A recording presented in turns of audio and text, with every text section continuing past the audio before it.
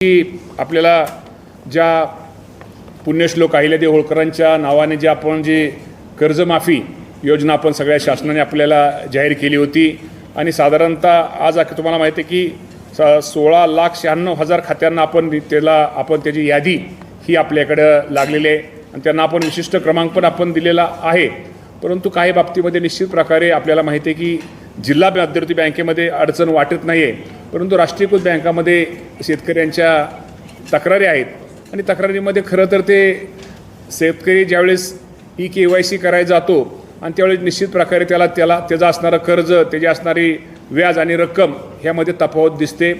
परंतु मी आपल्या माध्यमातून माझ्या शेतकरी बांधवांना सांगू इच्छितो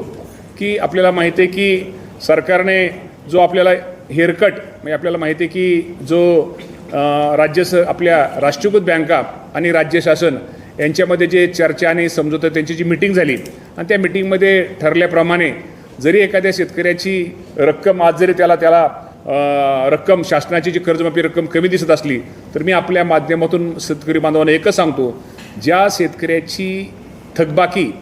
ही 2 लाखाच्या आत आहे त्या सर्व शेतकऱ्यांची कर्जमाफी ही केली जाणार आहे। रक्कम तुमची जरी शासनाकडून तुमची कर्जमाफी रक्कम जरी तुम्हाला कमी दिसत असली तर ती वरची रक्कम ही तिथल्या त्या राष्ट्रीयकृत बँकेने त्यांनी त्या राष्ट्रीयकृत बँकेने ती द्यायची आहे। त्यामुळे यामध्ये कुठेही गफलत किंवा कुठेही गैरसमज करू नये। त्यामुळे रकमेच्या बाबतीमध्ये जे राज्य शासनाने आपल्याला जी रक्कम जाहीर केलेली ती संपूर्ण रक्कम थकबाकी रक्कम तुम्हाला सगळ्यांना तिथं थकबाकी रक्कम ही बँकेमध्ये राष्ट्रीयकृत बँका आणि शासनावरची रक्कम जी शासनाने दिली आणि वरची रक्कम ही राष्ट्रीयकृत बँक भरणार आहे। त्यामुळं ती बँक तुम्हाला नीलचा दाखला हे माझ्या शेतकरी बांधवांना मिळणार आहे आणि दुसऱ्या दिवशी नवीन पीक कर्जसुद्धा त्याला वाटप करायला आम्ही त्याप्रमाणे सांगितलं जाणार आहे।